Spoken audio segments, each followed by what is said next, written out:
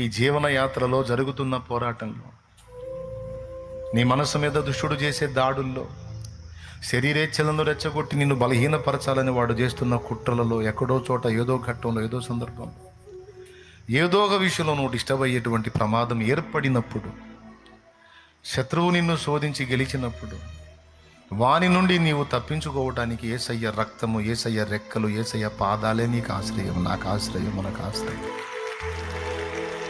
పాపం చేయొద్దు, అది ఎప్పుడూ మంచిది కాదు. పాపం ఎప్పుడు మనకి ఇబ్బందినే తీసుకొచ్చిద్ది కానీ ఎప్పుడు మంచిని తీసుకురా. కానీ కొన్నిసార్లు మనం టెంప్టేషన్కి గురవుతాం, బలహీనపడతాం, శోధించబడతాం, డిస్టర్బ్ అవుతాం. చేయొద్దు అని జాగ్రత్తగానే మనల్ని మనం భద్రం చేసుకుంటాం. కానీ కొన్ని సన్నివేశాలు వాడు మన ముందుకు తీసుకొచ్చి మన అడుగులు జారున్నట్లు మనల్ని శోధిస్తాడు. అలాంటి తరుణములు ఎదురైనా కూడా బిడ్డ, నీవు నేను మనం గ్రహించాల్సిందంటే యేసయ్య రెక్కల కిందికి పరిగెత్తాలి.